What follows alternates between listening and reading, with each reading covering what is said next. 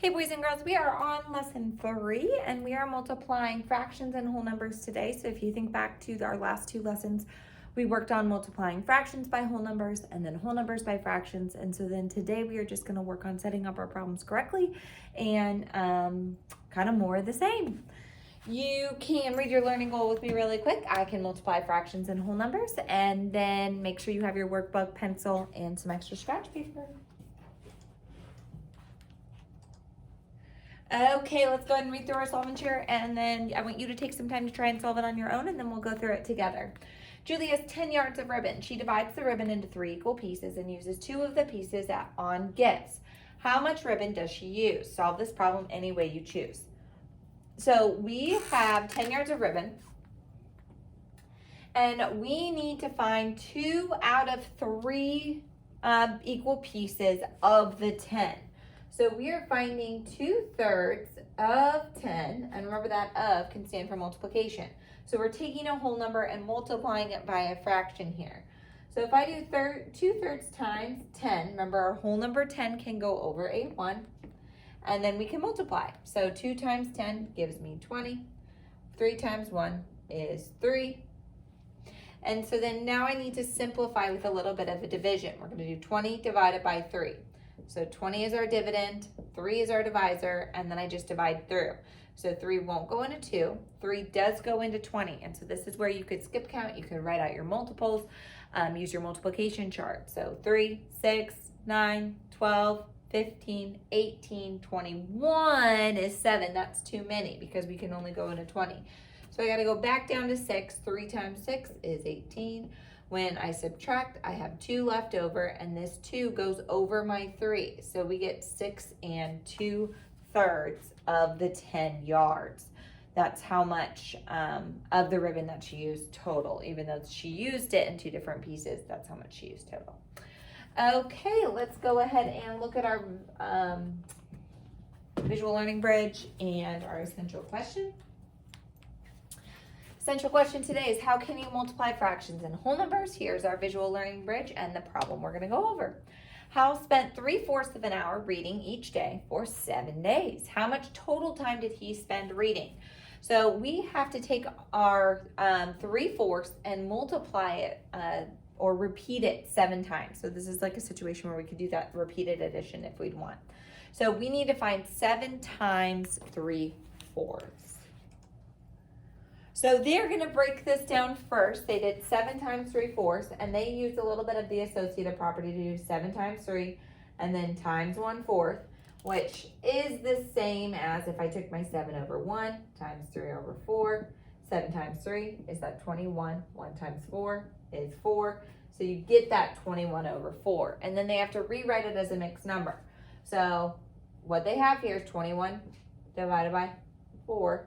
Well, it's going to go in 5 times, and we have 1/4 left over. So you get 5 1/4 hours of reading in the whole week. And I really like this picture here because they put together, so if you look at the last picture, it's all divvied up. And you can see they use different colors to show the 3/4. So we go from dark red all the way to purple, kind of using our Roy G. Biv rainbow. And then they put the pieces together with the different colors. So they have our dark red added in the light red.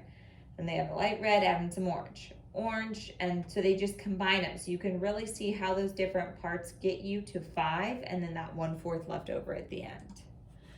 Okay, let's go ahead and do a little bit of the guided practice here. What is 3/4 of a ribbon that is 7 feet long? So we need to find 3/4 of 7. Remember that of stands for multiplication. Our whole number can go over 1, and then I just multiply across the top and the bottom. 3 times 7, 21. 4 times 1 is 4. And then, I feel like we just did this problem. Well, c'est la vie, it's okay.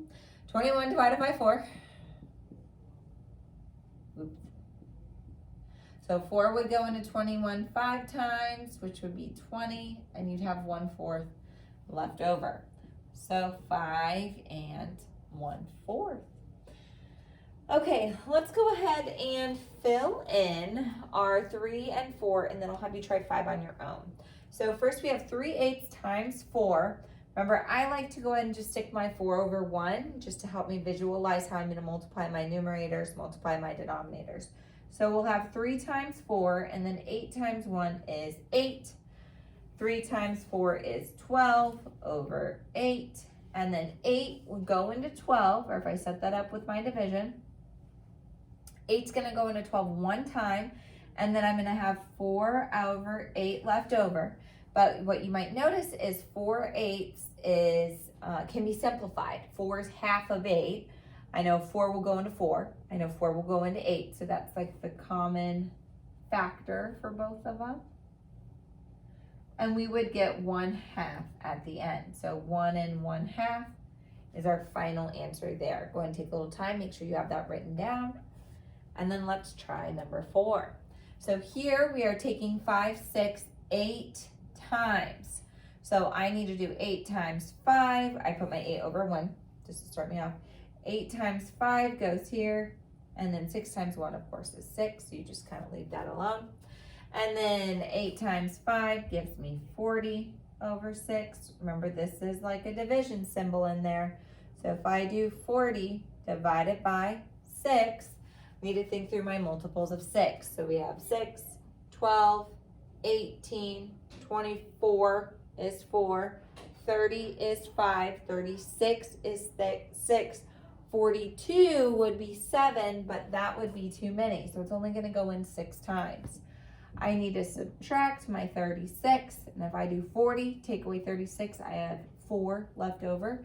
So we get 4, 6 there. However, both 4 and 6 are even. So right away, you can already see that extra additional equal sign. You won't have that down here, but here you do. So 4 divided by 2, so we bring our 6. 4 divided by 2 is 2. 6 divided by 2 is 3. So you get 6 2/3 for your final answer. All right, go ahead and try number 5 on your own, and then we will work on some more in group.